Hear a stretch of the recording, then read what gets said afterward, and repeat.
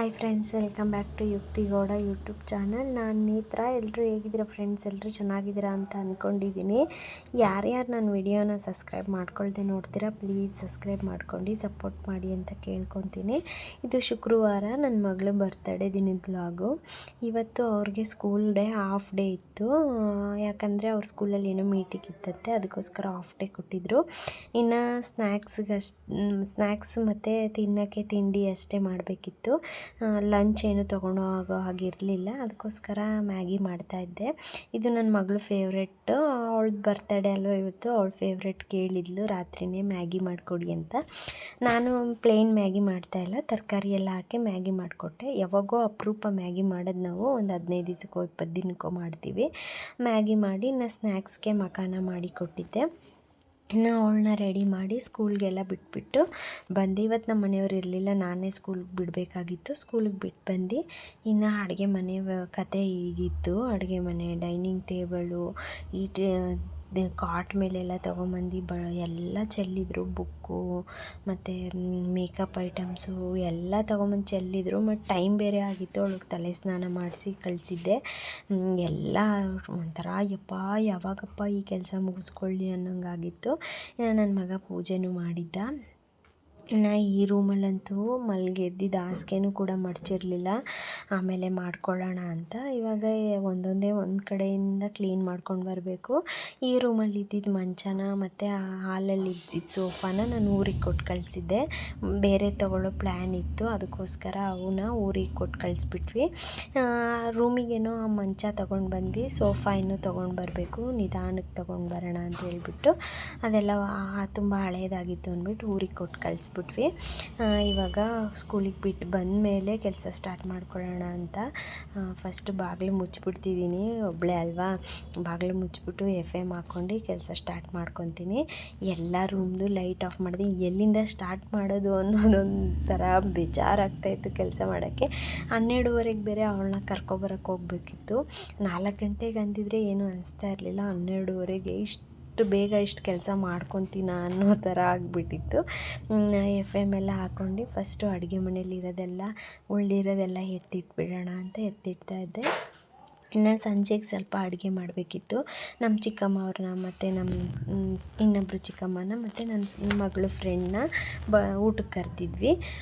ಅವರು ಬರ್ತಾರಲ್ಲ, ಇನ್ನು ಅವ್ರಿಗೆಲ್ಲ ಅಡುಗೆನೂ ಮಾಡಬೇಕಿತ್ತು. ನನ್ನ ತಂಗಿನ ಕರೆದಿದ್ದೆ, ಬಾರೆ ಸ್ವಲ್ಪ ಹೆಲ್ಪ್ ಮಾಡು ಅಂತ. ಅವಳು ಆಫೀಸಿಂದ ಬರೋದು ಲೇಟ್ ಆಯಿತು ಅಂತ ಅವಳು ಬರಲಿಲ್ಲ. ಇನ್ನು ಶಾಲಿನಿ, ಅವಳು ಸ್ಕೂಲಿಂದ 5 ಗಂಟೆಗೆ ಬಂದಲಂತೆ. ಬರ್ತೀನಕ್ಕ ಲೇಟಾಗಿ, ಇವತ್ತು ಶುಕ್ರವಾರ ಅಲ್ಲ, ಪೂಜೆ ಮಾಡಿ ಅಂತ.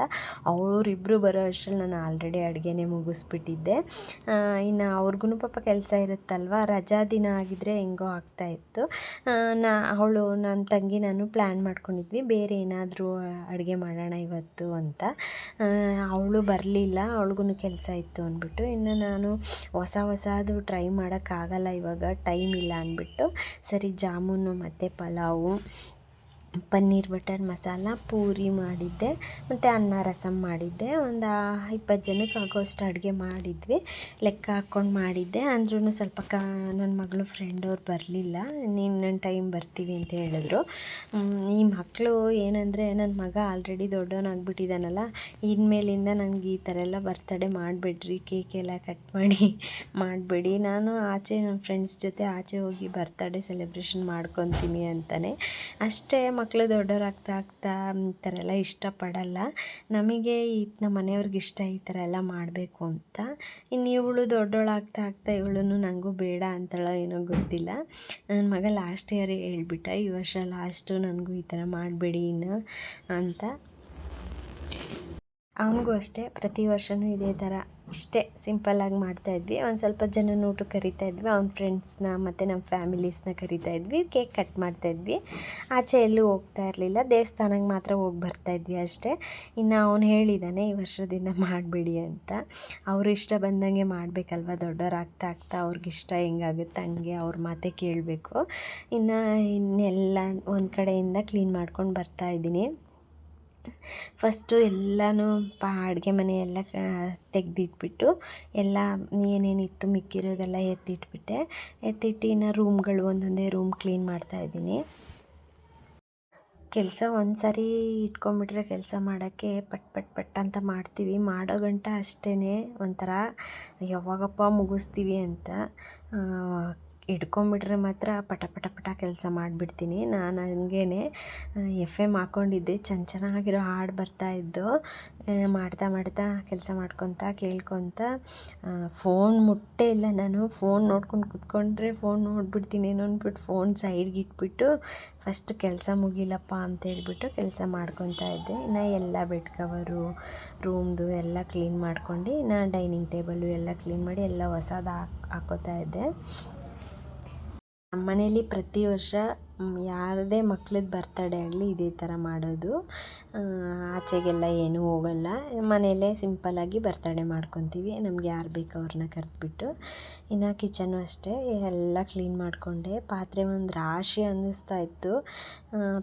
ಎಲ್ಲ ಪಾತ್ರೆ ತೊಳೆದಾದ್ಮೇಲೆ ಎಲ್ಲ ಒಂಥರ ಸಮಾಧಾನ ಅನ್ನಿಸ್ತು. ಇನ್ನು ಅಡುಗೆ ಮಾಡ್ಕೊಳ್ಳೋಕೆ ಶುರು ಮಾಡಬೇಕು. ಬೇಗ ಬೇಗ ಮಾಡಿಕೊಂಡ್ರೆ ಇನ್ನು ಸಂಜೆ ಬೇಗ ಕೇಕ್ ಕಟ್ ಮಾಡೋ ಟೈಮಿಗೆಲ್ಲ ಅಡುಗೆ ಮುಗಿಸ್ಬಿಡೋಣ ಅಂತ ಹೇಳಿಬಿಟ್ಟು ಬೇಗ ಬೇಗ ಅಡುಗೆ ಶುರು ಮಾಡಿಕೊಂಡೆ.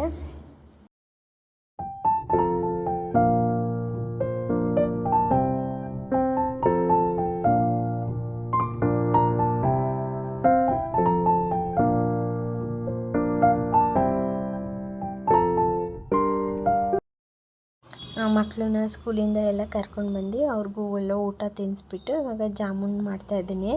ನಾನೇನು ಮಾಡಿದೆ, ಜಾಮೂನ್ ಅಂದರೆ ಅರ್ಧ KGದು 2 ಪ್ಯಾಕೆಟ್ ತಂದಿದ್ದೆ, 500 ಗ್ರಾಮ್ದು.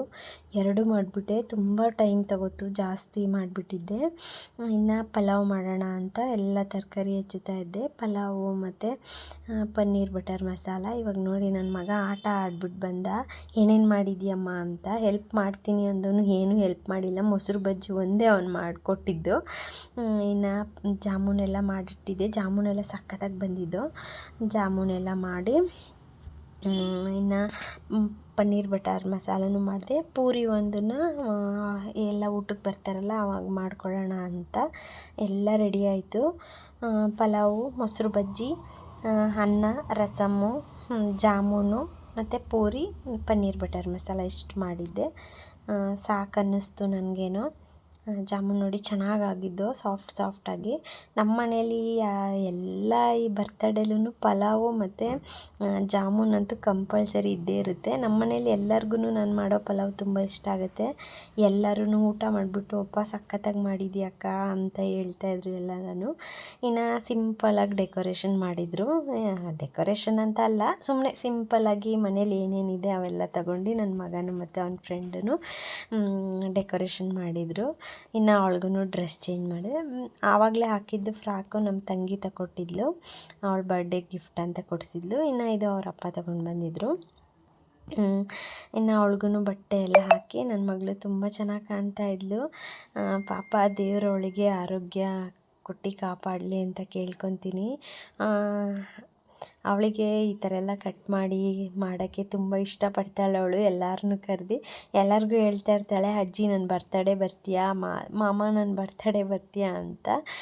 ಇನ್ನು ಅವ್ರ ಮಾಮ ಅತ್ತೆ ಎಲ್ಲರೂ ಕೇಕ್ ಕಟ್ ಮಾಡಿ ಎಲ್ಲ ಫೋಟೋ ತಕ್ಕೊಂಡ್ವಿ. ಇಷ್ಟೇ ಇವತ್ತಿಂದು ವಿಡಿಯೋ, ಪುಟಾಣಿದು. ನನ್ನ ಮಗಳಿಗೆ ದೇವರು ಆರೋಗ್ಯ ಆಯಸ್ಸು ಕೊಟ್ಟು ಕಾಪಾಡಲಿ ಅಂತ ದೇವ್ರ ಹತ್ರ ಕೇಳ್ಕೊತೀನಿ. ಈ ವಿಡಿಯೋ ನಿಮ್ಗೇನಾದರೂ ಸ್ವಲ್ಪ ಇಷ್ಟ ಆಗಿದ್ರು ಈ ವಿಡಿಯೋಗೊಂದು ಲೈಕ್ ಮಾಡಿ, ಶೇರ್ ಮಾಡಿ, ಸಬ್ಸ್ಕ್ರೈಬ್ ಮಾಡ್ಕೊಳ್ಳಿ. Thank you.